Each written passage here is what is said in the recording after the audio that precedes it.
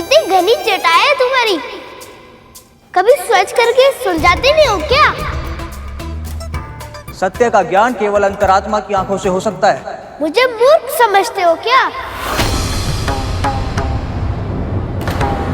जिसे सत्य का ज्ञान होगा वो क्या गले में सर्प लेके घूमेगा? जानती हो जया विजय, महादेव ने जिस वासुकी को कंठ पर बिठाकर धारण किया हुआ है वो उनके कुंडलिनी शक्ति को पूर्ण तरीके से जागृत होने का प्रतीक है। और उसके साथ ही साथ मेरे प्रभु एक विषधर सर्प को अपने कंठ से लगाकर ये संदेश भी देते हैं कि कोई भी प्राणी बुरा नहीं होता यदि किसी विषधर को सच्चे हृदय से अपनाया जाए तो वो आपका एक सच्चा साथी भी बन सकता है। ये देखो मेरी माला बहुत सुंदर है ना, मेरी माँ ने दी है। और स्वयं देखो तुम्हारी माला कितनी रूखी सूखी विचित्र सी है। संसार का कोई भी आभूषण रुद्राक्ष से सुंदर नहीं हो सकता, क्योंकि वो मेरे प्रभु के प्रेम के प्रतीक हैं। जब सती रूप में मेरा उनसे विरह हुआ था तो मेरी स्मृति में उनकी आंखों से जो 2 आंसू गिरे थे वही रुद्राक्ष के बीज बने। और ऐसे आंसू रूपी रुद्राक्ष को अपना आभूषण बनाकर महादेव ने उसे संसार के लिए कल्याणकारी बना दिया। ये और श्रम क्यों पहना है? रिक्शा में ढंग के वस्त्र नहीं मिलते क्या? सादा जीवन जीते हुए भी उच्चतम विचारों के सिद्धांत को मेरे महादेव से अधिक और कोई सार्थक नहीं कर सकता। मृत पशु का चर्म किसी योग्य नहीं होता, परंतु महादेव ने उसे भी उपयोगी बना दिया ताकि वस्त्रों के लिए प्रकृति का दोहन ना हो। जानती हो ना, रेशम के धागे के लिए कितने ही कीट अपने प्राण गंवा देते हैं और कपास उगाने के लिए कितने ही वन काट दिए जाते हैं। यही नहीं, महादेव तो वो हैं जिन्होंने अपने शत्रु के चर्म को अपनाकर उन्हें सम्मान दिया, उनका सत्कार किया। इनके मन में कोई द्वंद्व नहीं है, ना कोई मित्र है और ना ही कोई शत्रु। सबके साथ समान व्यवहार करते हैं प्रभु। ऐसे हैं मेरे महादेव। लगता है तुम सब इनके भक्त हो। तुम्हारे अनुसार ये त्रिशूल और डमरू का भी कोई महत्व होगा। महादेव के एक हाथ में त्रिशूल और दूसरे हाथ में डमरू सजता है। इन दोनों से अधिक भला और क्या अच्छा आभूषण हो सकता है उनके लिए, क्योंकि त्रिशूल सृष्टि, स्थिति और संहार का प्रतीक है। वो दर्शाता है कि तमस, रजस और सात्विक इन तीनों गुणों पर महादेव का पूर्ण नियंत्रण है। वही डमरू से ब्रह्मनाद का, ब्रह्माक्षर का, स्वर का, व्यंजन का, इस सारे संसार का जन्म हुआ है।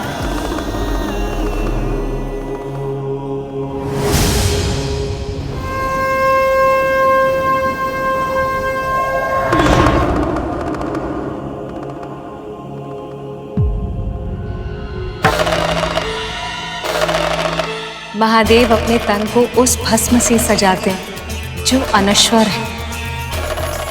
सब कुछ जल जाने के बाद जो बच जाती है वही है भस्म।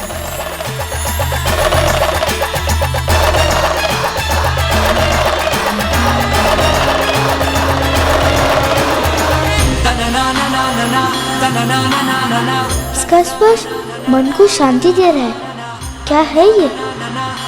अब इस ना समझ के प्रभु के वास्तविक रूप का और महिमा का ज्ञान अवश्य होगा।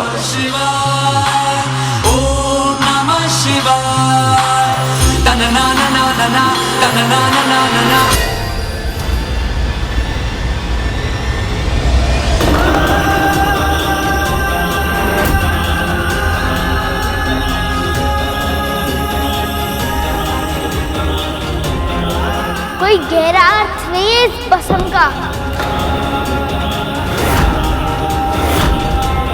केवल एक ही कारण है, आलस। वैसे ही इनके ऊपर भी गिर गई होगी और तब से इन्होंने नहीं किया होगा। इन्हें मेरी माँ से सीखना चाहिए। प्रतिदिन स्नान ध्यान करती है। एक बार उनकी पूजा पूरी हो जाने दीजिए, फिर मिलवा दूंगा उनसे। स्वयं बता देगी कि मैं सही हूँ या नहीं।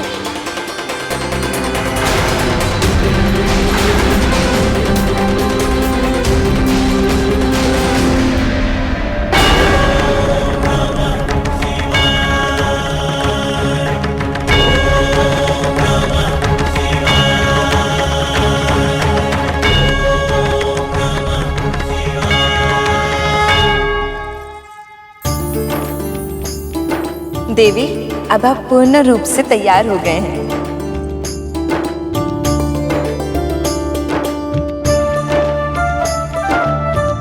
लीजिए, आपकी पूजा की सामग्री भी तैयार है।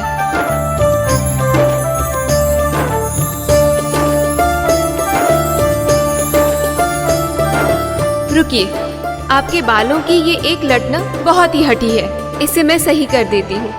बस बस बस करो जय विजया, महादेव आते ही होंगे। प्रवेश करते ही यदि उनकी आंखों ने मुझे नहीं देखा तो वो निराश हो जाएंगे।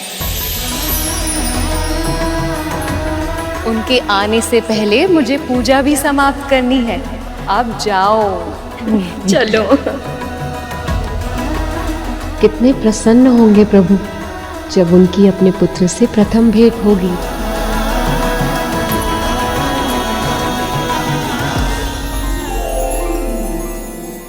मैंने पहले भी कहा था, मेरे माँ ने मुझे आदेश दिया है, जब तक वो अपना स्नान श्रृंगार और अपना पूजा समाप्त नहीं कर लेती, वो स्वयं बाहर नहीं आएंगी। तब तक मैं किसी को भीतर प्रवेश नहीं करने दूंगा।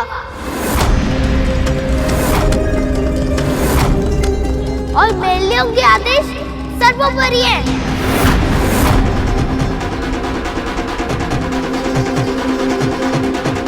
तुम्हारी मातृभक्ति देख के बहुत प्रसन्नता हुई बल, पर बस कुछ और नहीं सुनना मुझे।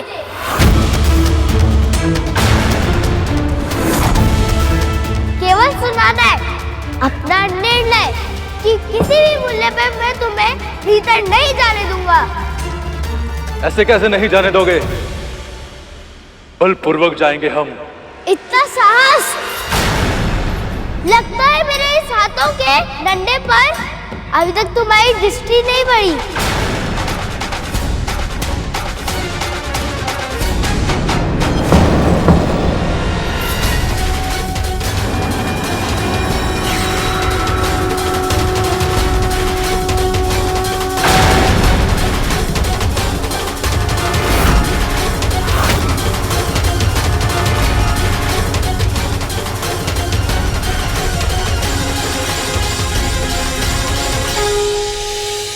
इस डंडे का इतना प्रभाव, ये कैसे संभव है प्रभु? ये कंपन तो मेरे डंडे की है। सब ठीक तो है ना पुत्र?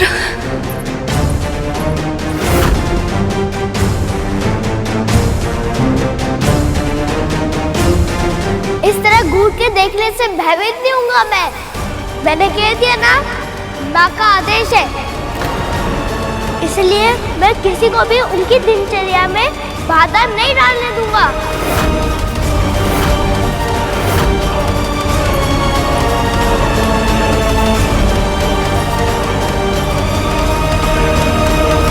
यदि तुम्हारी माँ चाहती है कि उनसे कोई भेंट ना करे तो ऐसा ही होगा।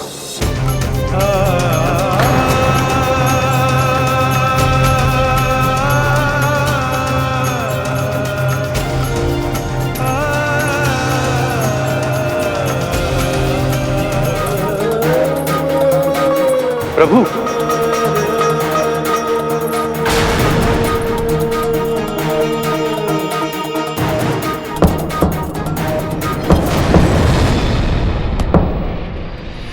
पार्वती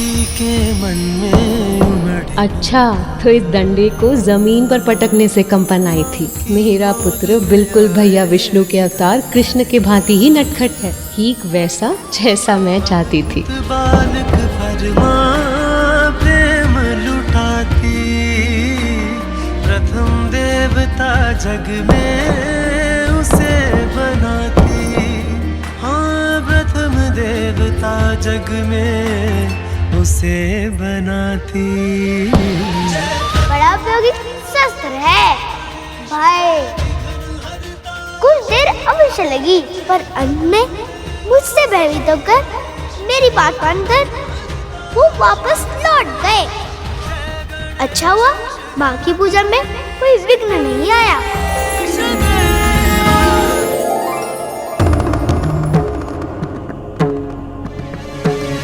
प्रभु, इतने लंबे समय से आप माँ से मिलने की प्रतीक्षा कर रहे थे और अब एक बालक के कहने पर उनसे मिले बिना ही वापस लौट रहे हैं। प्रभु, आपको तो उसे दंड देना चाहिए। हाँ प्रभु, हम सबने इतना समझाया, पर हमारी बात माननी तो दूर, उसने सुनी तक नहीं। इतनी कम आयु में उसमें इतना अभिमान है, तो भविष्य में उसका व्यवहार कैसा होगा प्रभु?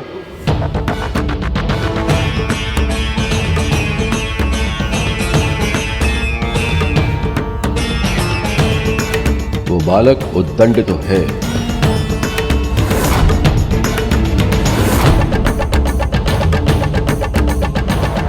जिस समय नंदी, श्रृंगी और अन्य सभी शिवगण महादेव के रौद्र रूप को जगाने का प्रयास कर रहे थे, वहीं मां पार्वती शिवलिंग पर जल चढ़ाकर महादेव के शांत रूप को पूज रही थी। और इसका आभास महादेव को भी हो गया था। मैं प्रतीक्षा करूंगा।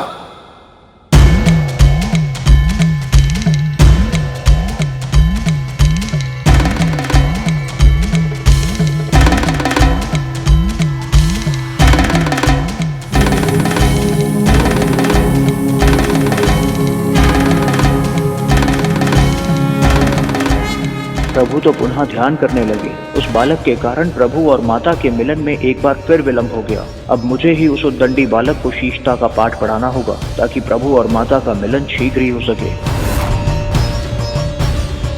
इतना सब कुछ हो जाने के बाद भी महादेव को क्रोध क्यों नहीं आया गुरुदेव? वो स्वयं को शांत कैसे रख पाए? महादेव का रुद्र रूप उनके संपूर्ण व्यक्तित्व का एक अंश भी नहीं है, पर उसकी तीव्रता के कारण सभी अपने मन में महादेव की वही रुद्र छवि बना लेते हैं, जबकि सत्य तो यही है कि वह सच में भोलेनाथ ही। वे कभी अहंकार नहीं करते, किसी की बात का बुरा नहीं मानते, कभी किसी से प्रतिशोध नहीं लेते। ये उनका स्वभाव ही नहीं है गरुड़। और उस समय भी उन्होंने वही किया। वे ध्यान में बैठ गए और समाधि की अवस्था में चले गए, परंतु नंदी, श्रृंगी और अन्य सभी शिवगण इतने शीघ्र ही शांत होने वाले नहीं थे।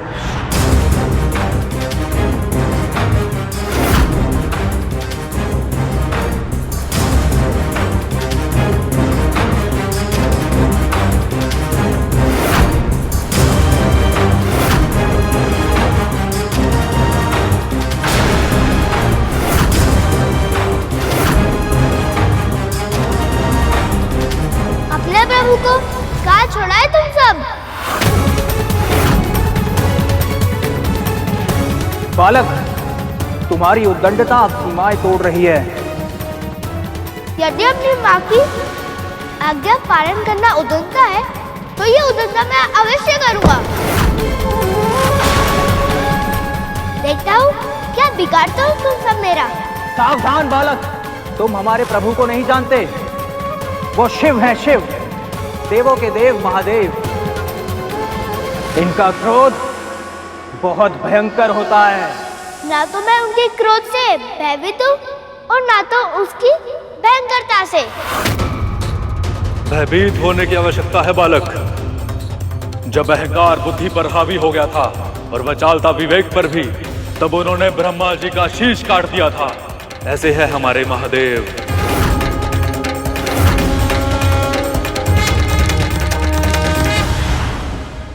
अर्थात सचमुच ब्रह्मदेव के पास 5 शीश हुआ करते थे। 5 मुख और 5 शीश वाले तो केवल परम ब्रह्म होते हैं ना। इसका अर्थ तो ये हुआ ना दीदी कि ब्रह्मदेव भी पहले उसी श्रेणी में आते थे, पर अब नहीं। ऐसा क्यों गुरुदेव? ये कौन सी कथा है?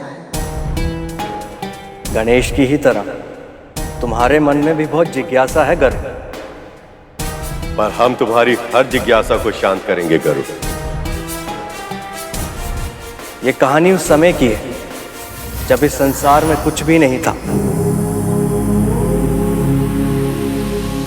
शिव और शक्ति की ऊर्जा से प्रभु विष्णु और ब्रह्मदेव ने जन्म लिया, परंतु उन दोनों के बीच तर्क वितर्क होने लगा कि दोनों में बड़ा कौन है।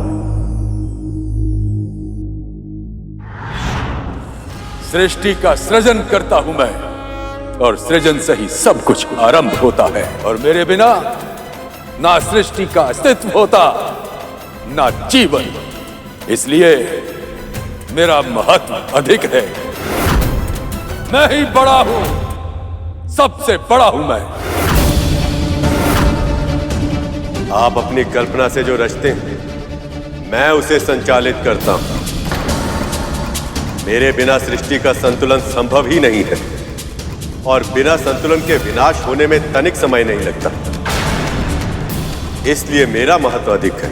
आप भ्रम में हैं। आप सत्य पहचानिए। यदि मैं सृजन न करूं तो क्या संचालित करेंगे आप? और मैं संतुलन न बनाऊं तो आपके सृजन को नष्ट होने में कितना समय लगेगा? मेरा कार्य अधिक महत्वपूर्ण है, और मेरे कार्य के बिना आपका कुछ भी करना महत्वहीन है।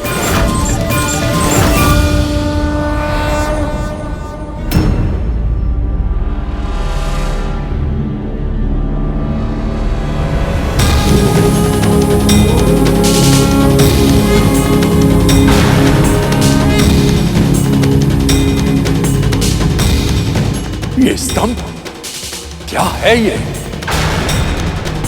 ऐसा लगता है जैसे किसी दिव्य शक्ति का रूप हो।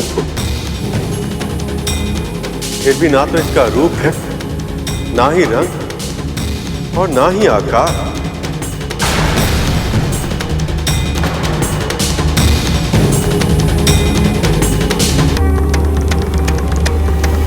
कौन है आप? यही तो जानना है तुम्हें।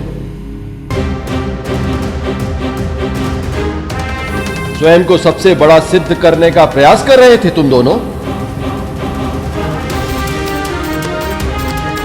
जो इस स्तंभ का आदि और अंत ढूंढ लेगा वही सबसे सर्वश्रेष्ठ कहलाएगा, और वही पूजनीय बन जाएगा।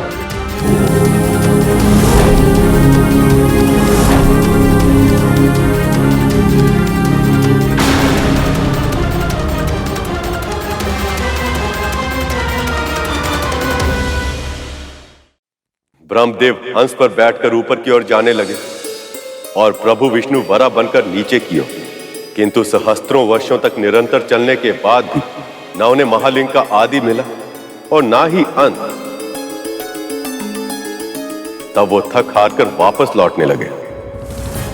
वे दोनों ही शर्त हार गए थे, परंतु ब्रह्मदेव और प्रभु विष्णु जब महादेव के पास पहुंचे तो ब्रह्मदेव ने महादेव से झूठ कह दिया।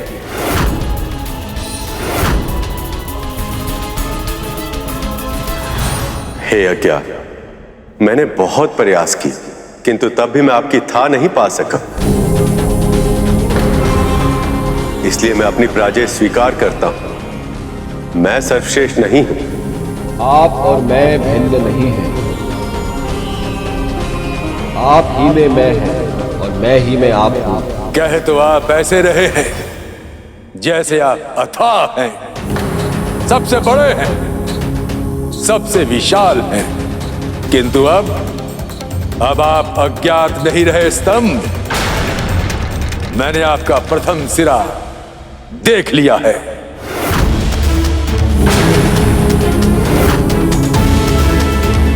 यह सत्य नहीं हो सकता। जानता था मैं कि आप मेरी महानता स्वीकार नहीं कर पाएंगे, इसलिए मैं अपने साथ साक्षी लेकर आया। केतकी,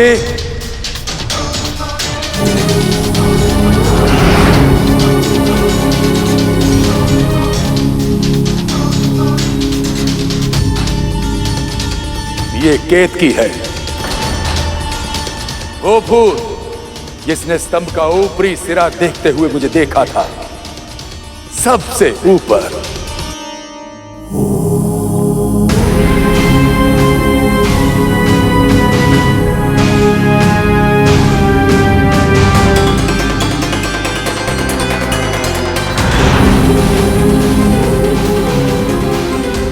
इस स्तंभ का सिरा तो समझ ही नहीं आ रहा, किंतु यदि मैं हार गया, मेरा तो वर्चस्व भी समाप्त हो जाएगा। मुझे भी कोई युक्ति लगानी होगी जिससे यह प्रमाणित हो सके कि मैंने स्तंभ का सिरा ढूंढ लिया। केतकी,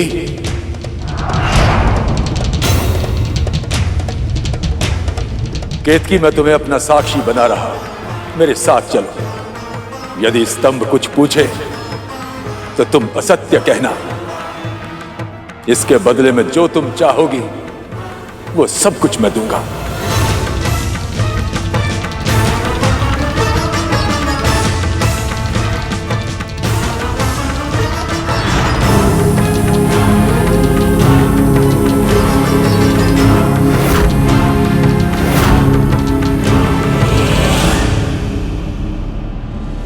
ये कैसे संभव है? नारायण ने सत्य कहा, इसलिए ये सर्वत्र पूजे जाएंगे। हर काल में हर स्थान पर विष्णु की पूजा की जाएगी और मेरे आराध्य भी होंगे, क्योंकि सर्वशक्तिमान होकर भी इन्होंने अपना अहंकार त्याग कर अपनी हार स्वीकार की। पर ब्रह्मदेव ने अपना अहंकार नहीं त्यागा और सर्वश्रेष्ठ तथा पूजनीय बनने के लालच में इन्होंने आज सत्य भाषण किया, इसलिए आज से इनकी पूजा वर्जित होगी। और केतकी, तुमने झूठा साक्ष्य प्रस्तुत किया है, इसलिए आज के बाद तुम्हारा प्रयोग कभी किसी पूजा में नहीं किया जाएगा।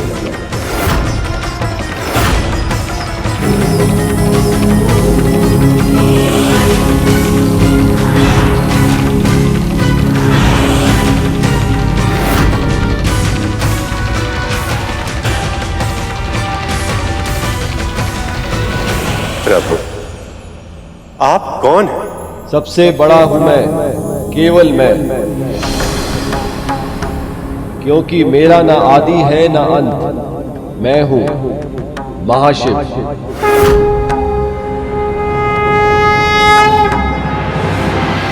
तुमने मेरी पूजा वर्जित की, मुझे दंड दिया। ये अधिकार तुमको किसने दिया? स्तंभ, स्वयं को बड़ा कहते हो। सबसे बड़े असत्यवादी तो तुम स्वयं हो, क्योंकि सबसे श्रेष्ठ मैं हूं। मैं हूं सबसे बड़ा, पर ब्रह्म हूं मैं। 5 शीश हैं मेरे, तुम्हारे कितने? बोलो, कौन हो तुम? अपना सगुण स्वरूप प्रकट करो।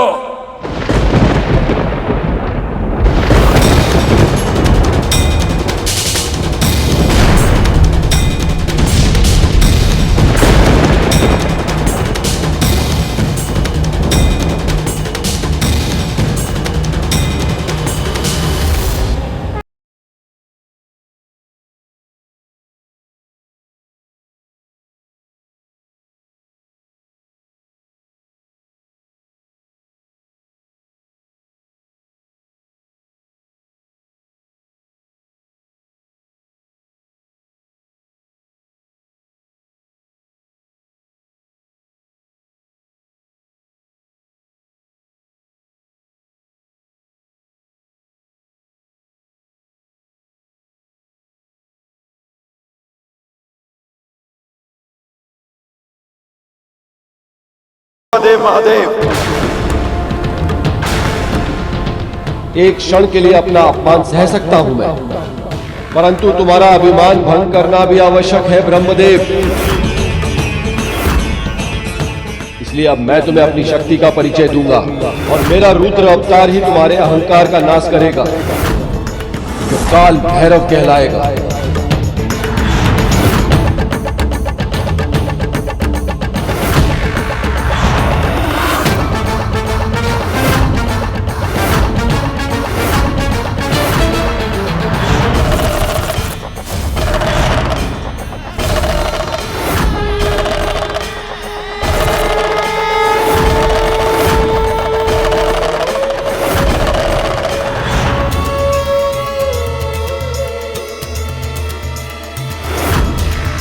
मैं हूं काल भैरव, अहंकार का भक्षण करता हूं मैं।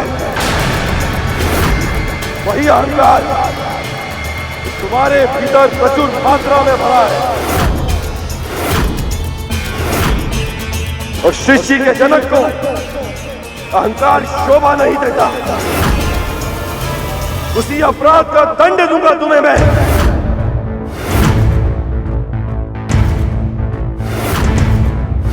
माया के वश में जब घमंड ब्रह्मा जी पे छाया था, स्वयं को श्रेष्ठ मान क्रोध शिव जी को दिलाया था।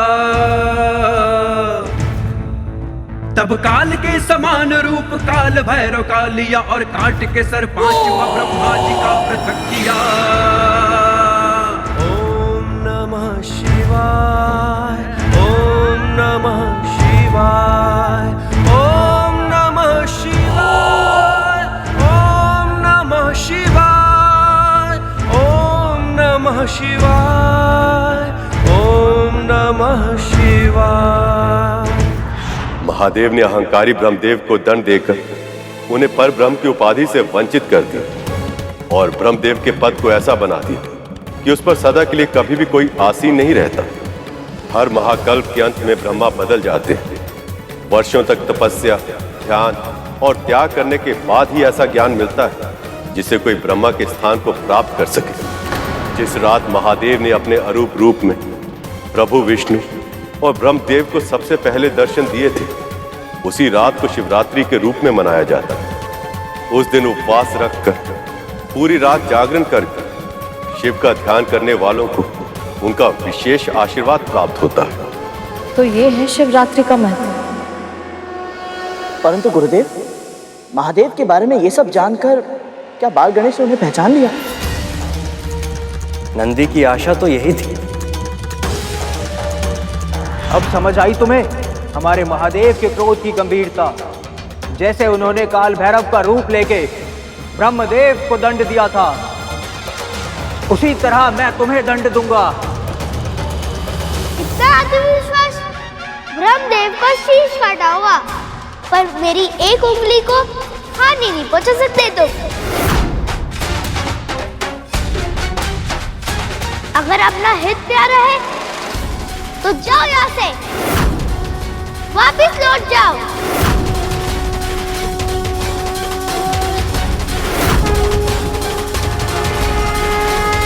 प्रभु, कल्पना करना भी कठिन है कि कोई बालक इतना मनमोहक हो सकता है। सखी के शक्ति से जन्म लिया है उसने। जितना रूपवान है उतना ही नटखट भी है। ऐसा कि जिसे एक बार देखते ही मन में स्नेह की धारा सहज ही फूट जाए। प्रभु, आप जानते हैं, अपने माँ के लिए उसकी एकनिष्ठ भक्ति अतुलनीय है। कैलाश में अब कोई ऐसा होगा जो सखी की बातों को बिना कहे ही समझ जाए। कोई ऐसा जो महादेव से अधिक सखी की आज्ञा का पालन करे। देवी, कौन किसकी आज्ञा कितनी अधिक मानता है, ये किसी प्रतियोगिता का विषय नहीं हो सकता। इससे किसी का हित नहीं होगा। पर यदि इस बालक ने अपना हट नहीं छोड़ा तो ना जाने किस समस्या को आमंत्रित कर लेगा। जो भगवान के सामने होकर उनकी महानता का वर्णन सुनने पर उन्हें पहचानने के लिए तैयार ना हो, उसका कल्याण संभव नहीं। उस बालक के कड़वे वचनों और अभिमान भरे व्यवहार से सभी गणों को भीषण क्रोध आ रहा था।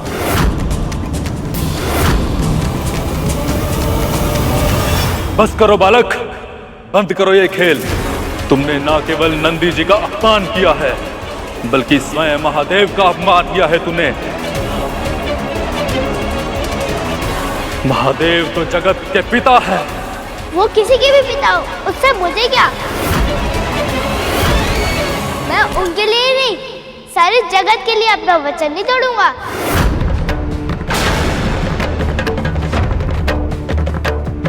अबोध, उनकी कथा सुनकर भी तुम उन्हें पहचान नहीं पाए। पल भर में तुम्हें भस्म कर सकते हैं वो।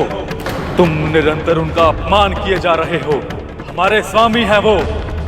इस संपूर्ण जगत में ऐसा कौन है जो उन्हें रोकने का सामर्थ्य करे?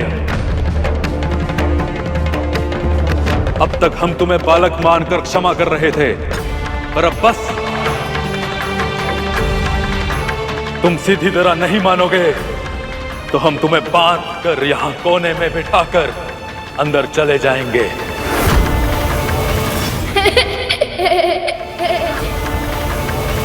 ओहो, कितना बोलते हो तुम सब। साहस है तो करके दिखाओ।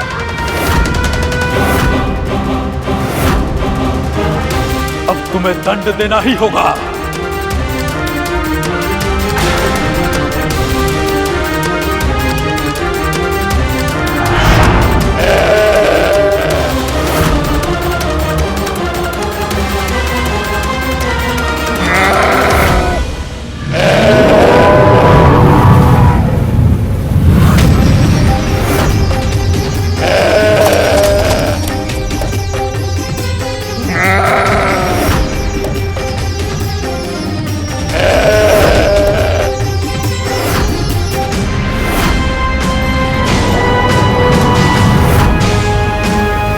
सामने से हट जाओ बालक, श्रृंगी की टक्कर तुम सहन नहीं कर पाओगे।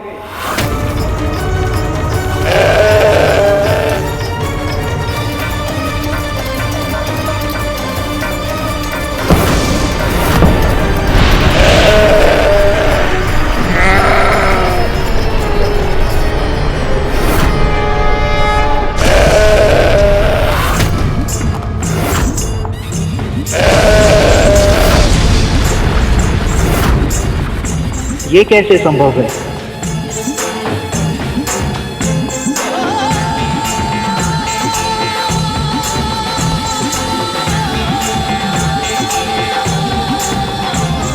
चतुर गणेशा।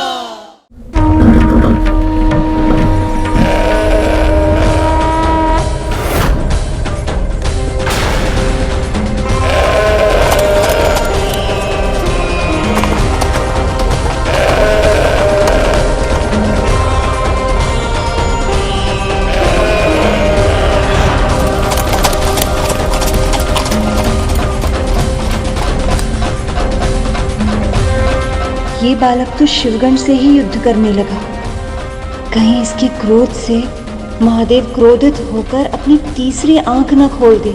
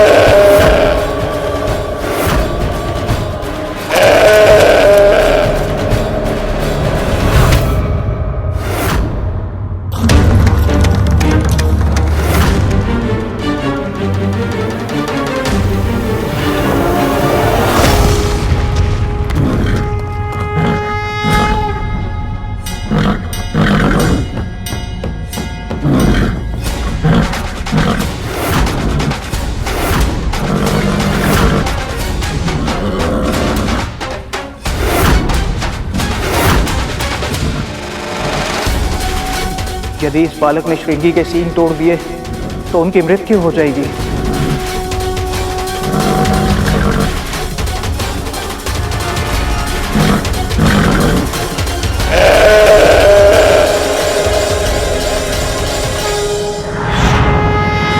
हे नारायण, फिर क्या हुआ गुरुदेव? बालक के कारण श्रृंगी के साथ इतना बड़ा अनर्थ हुआ, तो फिर महादेव ने क्या किया?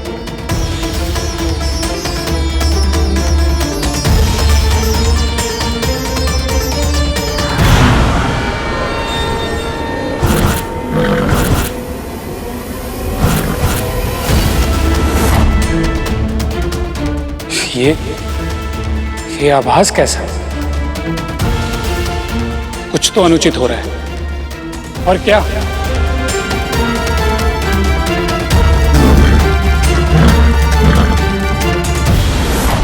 श्रृंगी एक बालक के साथ जूझ रहा है।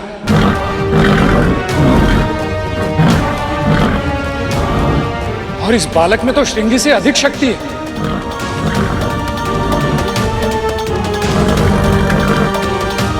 मां पार्वती और महादेव दोनों ही समाधि में। ऐसे में कौन रोक सकता है इस बालक को? इसका तो एक ही है कि कुछ बहुत बड़ा अनर्थ होने वाला है। किसी को तो रोकना होगा इसे। नारायण नारायण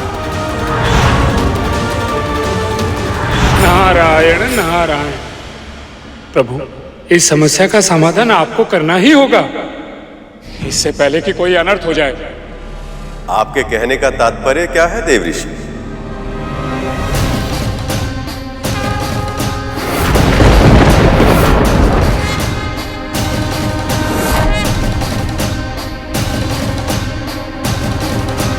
क्या माँ पार्वती का पुत्र सच में बहुत विशेष है? वो संसार के सभी बालकों के गुणों को अपनी कल्पनाओं के सांचे में ढालकर उसका सृजन किया है माँ ने।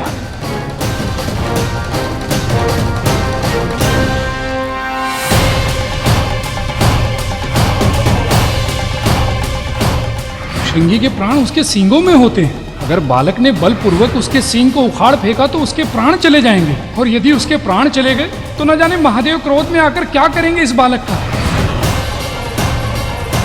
वो इतना स्नेहशील है, निर्दोष है, ऐसा कैसे कर सकता है वो?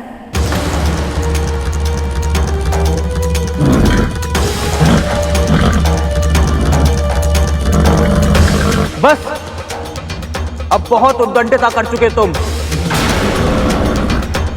मैं तुम्हें चेतावनी देता हूं बालक, इसे क्षण श्रृंगी को छोड़ दो।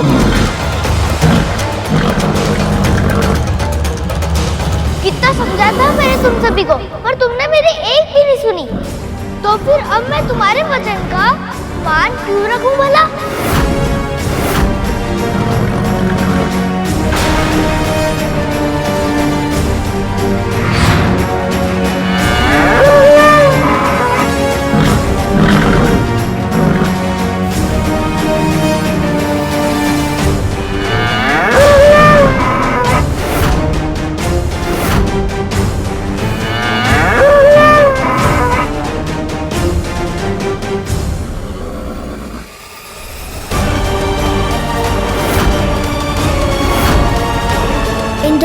एक साथ कैसे रहूंगा मैं?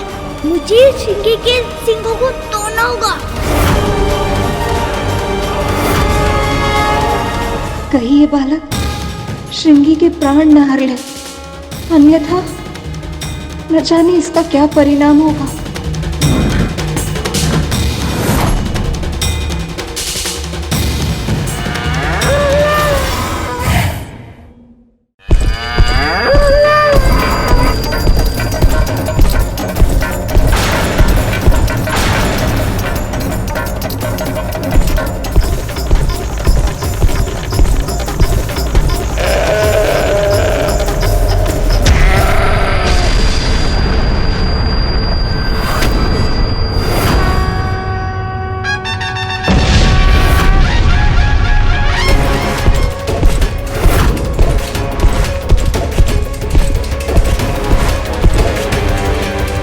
सारी घटना घटनाओं से यही सिद्ध होता है कि जो मुझे आभास हुआ था वो सत्य में घटित होने वाला है।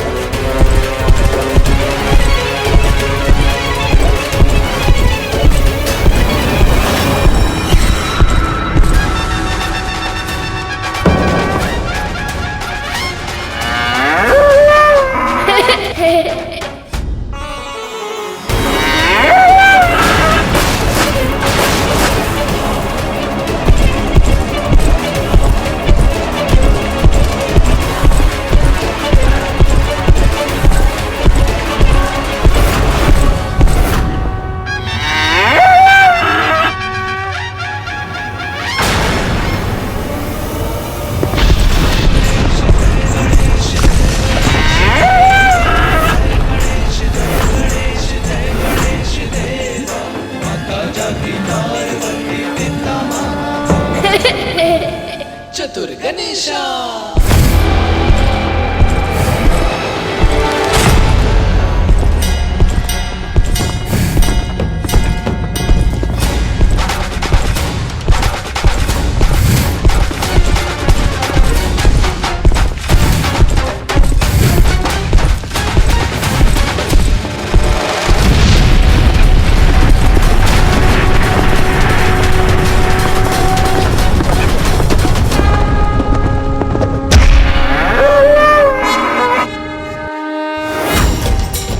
बालक में असीमित शक्ति है और इसे ये ज्ञात भी नहीं है कि इसके उपयोग का क्या परिणाम होगा।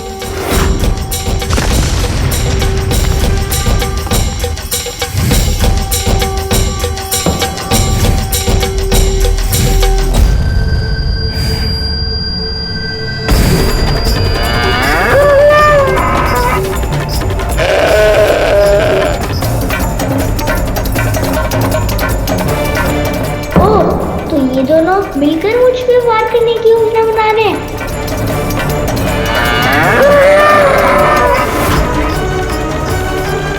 एक छोटे से बालक पर दो योद्धा प्रहार करेंगे तो केवल एक डंडा की सहायता से ये अपना बचाव कब तक कर पाएगा?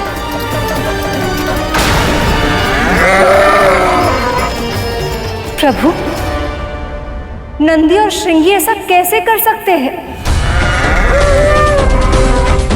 महादेव के ये दो गण सात्विक प्रवृत्ति के धर्म का पालन करने वाले प्राणी हैं देवी।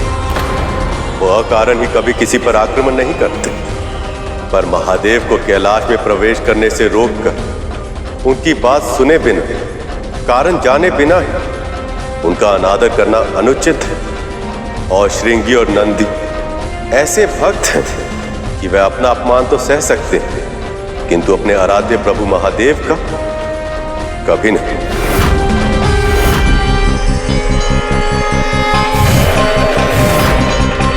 और जहां तक प्रश्न सहायता का है मां, तो ऐसा लग रहा है कि सहायता की आवश्यकता बालक को नहीं अपितु श्रृंगी और नंदी को है। आओ आओ, ऐसे आनंद की अनुभूति कराऊंगा कि कभी भूल नहीं पाओगे।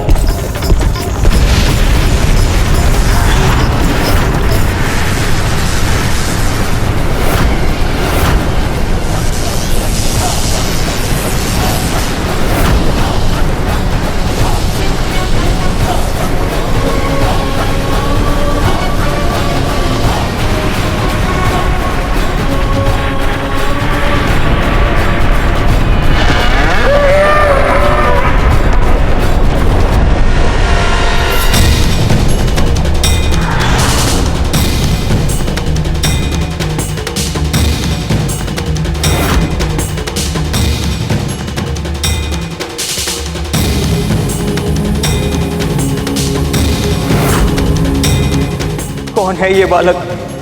ऐसी कौन सी शक्ति है इसके दंड में कि हम इसका सामना नहीं कर पा रहे? ये तुमने ठीक नहीं किया बालक। चिल्ला तो ऐसे रहो कि मैं तुमसे भयभीत हो जाऊंगा। तो आगे बढ़ो ना, आओ ना, तो फिर माँ के दंड का दंड तुम्हें भी मिलेगा। आ जाओ आगे।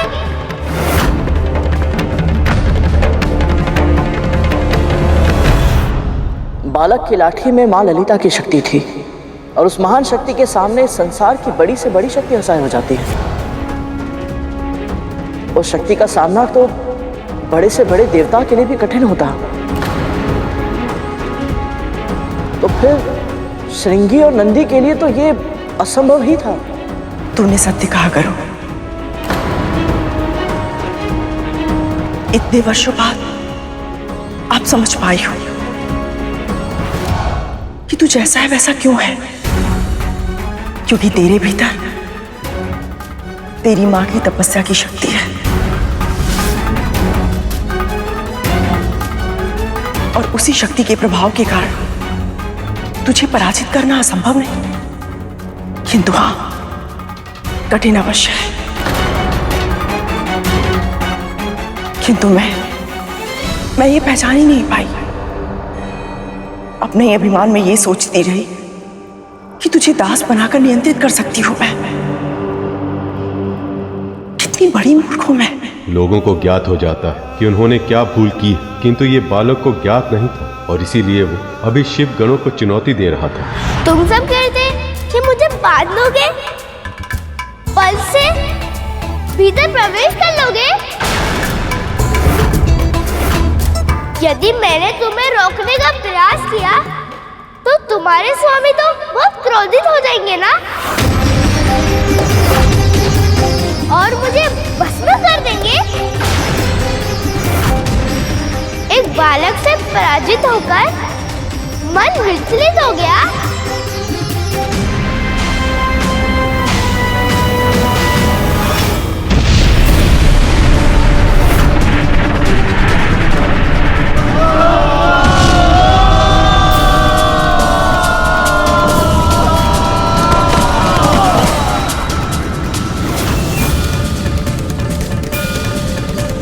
इस बालक का जन्म मेरे आशीर्वाद के फल स्वरूप हुआ था, फिर भी इतना उद्दंड है ये।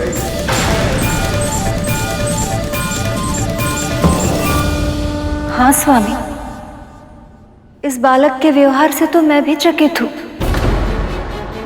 इतना समझाने पर भी इसे आभास क्यों नहीं हो रहा कि माँ का आज्ञा का पालन का अर्थ ये नहीं कि दूसरों का अनादर करे। परंतु गुरुदेव मैं समझ नहीं पा रहा कि वो बालक तो माँ पार्वती से उत्पन्न हुआ था, तो फिर वो इतना उद्दंड और अभिमानी क्यों था? गरुड़, छोटे बालक गीली मिट्टी की तरह होते हैं। उन्हें कोमल हाथों के स्नेह की आवश्यकता भी होती है ताकि उन्हें सही आकार मिल सके, और भट्टी की आंच के अनुशासन की भी आवश्यकता होती ताकि वह बलशाली और परोपकारी भी बन सके। जानबूझकर किया गया कार्य भूल नहीं अपराध कहलाता है। मुझे पता था ना कि मैं तुझे महल से बाहर जाने की अनुमति नहीं दूंगी, इसलिए तूने मुझसे झूठ बोला। औषधि लगा रही हूँ तो जलन हो रही है, जब मार रही थी तब तो आ तक नहीं की। सत्य कहा गुरुदेव ने। माँ ने भी बहुत अनुशासन के साथ प्यार और डांट दोनों का पालन करके ही मुझे इस लायक बनाया। उनके बिना मैं कुछ नहीं।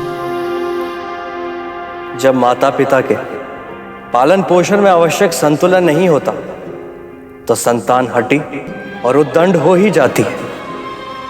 माँ पार्वती ने अपने बालक को अपार स्नेह तो दिया, परंतु उसे अनुशासन का पाठ नहीं पढ़ाया। इसलिए जब उस बालक के हाथों में शक्ति आ गई तो वे स्वयं को संभाल नहीं पाया। माँ की लाठी में समाई शक्तियों ने उस बालक के मस्तिष्क में अभिमान भर दिया था और वह ये भूल गया था कि संसार में जो कुछ भी होता है प्रभु की इच्छा से ही होता है।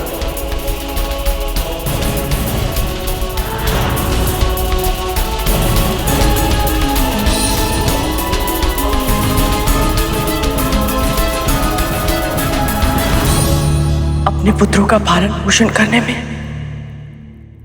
यही भूल की थी मैंने। जब जब करुण को डांटते फटकारते हुए विंता को देखती तब तब यही सोचती मैं, कितनी निर्दयी माँ है ये। किंतु आज समझ में आया कि वो कितनी सही थी। मैंने अपने पुत्रों को केवल प्रेम दिया, उनके मन की गीली मिट्टी में असीमित महत्वाकांक्षा के बीज बोए, किंतु अनुशासन के जल से सींचना भूल गई। संतुलन का पाठ ही नहीं पढ़ाया मैंने उन्हें, और इसलिए मेरे पापों का दंड मेरे पुत्रों को भोगना पड़ा।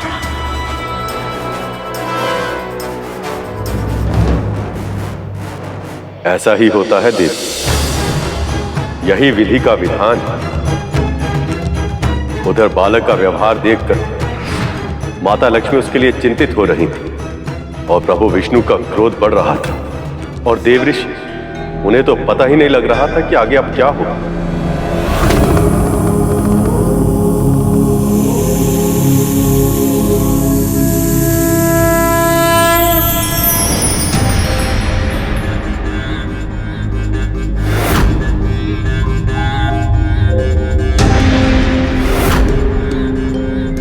बहुत देर से इस बालक को देख रहा हूं मैं। अब समय आ गया है कि कोई इसे भय का अर्थ सिखाए। अब तो आप ही ये प्रयास कर सकते हैं महासर्प। बस इसके बहुत निकट मत जाइएगा, इसके दंड से बहुत पीड़ा होती है सर्वश्रेष्ठ। चिंता मत कीजिए, मेरा महाविशाल रूप इस बालक को भयभीत करने के लिए पर्याप्त होगा।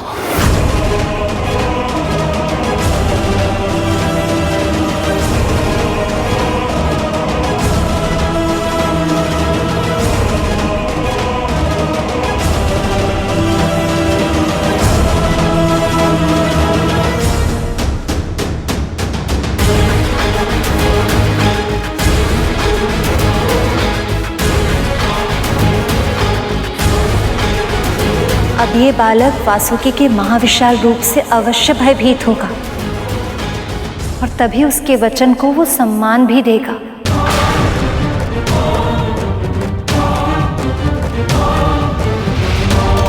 मैं आशा करता हूं कि ऐसा ही होगा देव, अन्यथा परिणाम बहुत बुरा होगा। अज्ञान और अभिमान के कारण कहीं ये बालक अपना ही अहित न कर बैठे।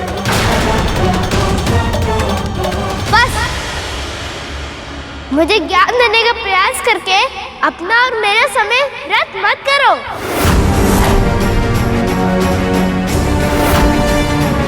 तुम सब अब तक नहीं समझे, पर मैं समझ गया हूँ। जो दंड के योग्य होते हैं वो फल खिलाने से नहीं मानते।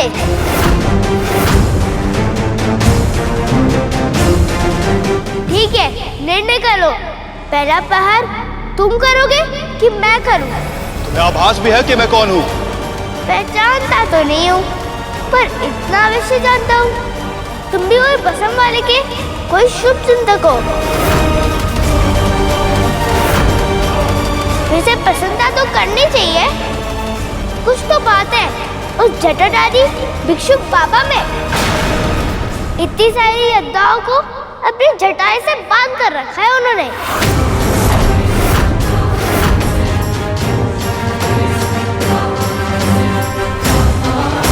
अपनी वाणी को विराम दे बालक, क्योंकि यदि मैंने अपना मुख खोला तो फिर विष निकलेगा। ओह, तो तुम हो वो विषधर सर्प जो त्रिनेत्रधारी के कंठ में लिपटे रहते हो। प्रशंसा तो निश्चित ही करनी पड़ेगी, बहुत बड़ा पशुपति है वो।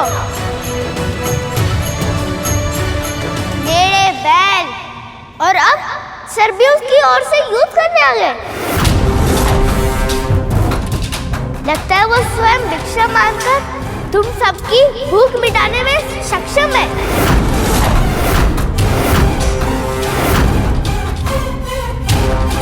नहीं तो ऐसी स्वामी भक्ति कहाँ से आती? नारायण नारायण, ये तो महादेव की निंदा करते करते उनका गुणगान करने लगे। पर विडंबना ये है कि इसे इस बात का आभास ही नहीं। नारायण नारायण। पर कहीं ऐसा ना हो कि उसे आभास होते होते बहुत देर हो जाए। वासुकी का विष बड़े बड़े असुरों के लिए प्राणघातक है। ये तो केवल एक छोटा सा बालक है जिसे अब दंड की आवश्यकता है। बस वासु की यह स्थिति संभाल, अन्यथा मुझे हस्तक्षेप करना होगा देवी।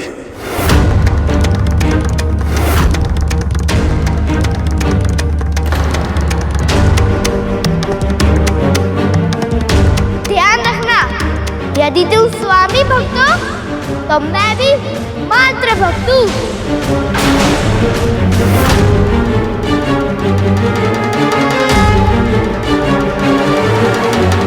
इसलिए हित चाहते हो तो लौट जाओ, और युद्ध चाहते हो तो आगे आओ।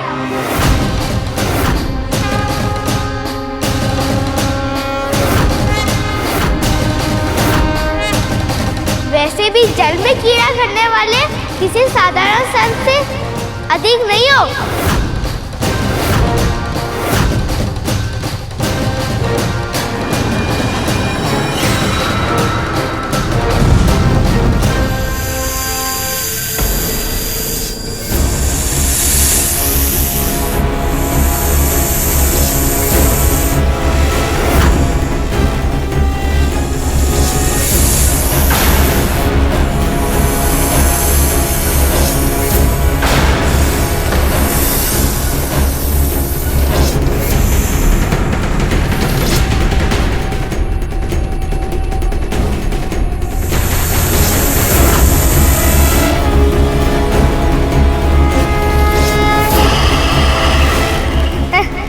बढ़ चुका आकर या भी और बढ़ाना है?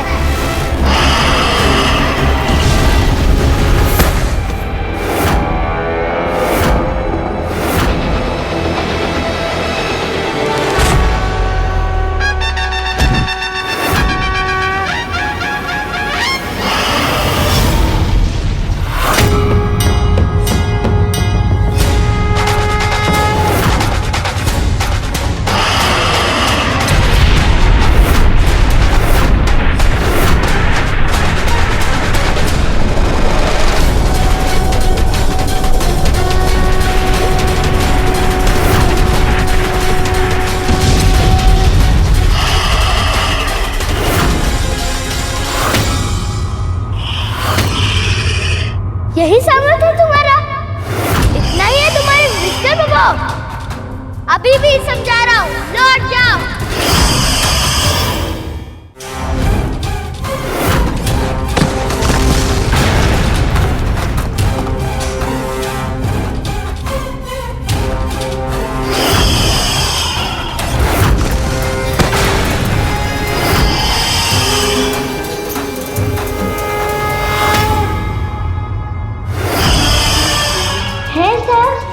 तो पूरी क्षमता के साथ आक्रमण करो।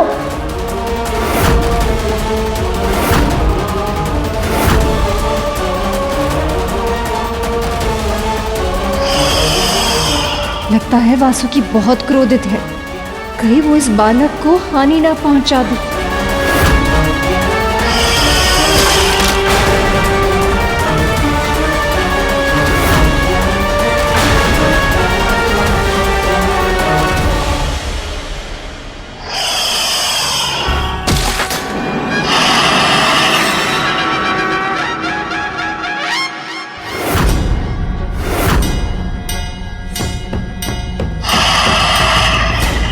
बोल रहा था ये तुम्हारा मुख, अब हुआ ना मन। बहुत तेज चल रही थी तुम्हारी जीभ, चली गई ना मुख में। कितना तीक्ष्ण था तुम्हारा विष। अब एक बालक के पराजित होने की इच्छा से भीतर ही भीतर तुम्हें जलाएगा। बोलो आया आनंद? अब जाओ अपने महादेव से लिपट जाओ।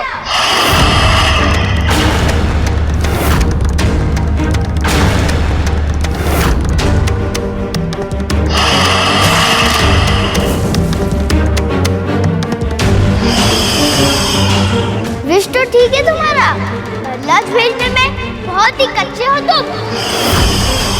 सदा है सुख भर में छुप जाते हो। अब देखना ये लक्ष्य भेद का अभ्यास कितना अच्छा है। यदि इस बालक ने वासुकी को कोई नुकसान पहुंचाया या अपनी उदंडता पर नियंत्रण नहीं रखा तो मुझे स्वयं उसे इसका दंड देने जाना होगा, जो इस संसार और अन्य देवताओं के लिए योग्य नहीं होगा।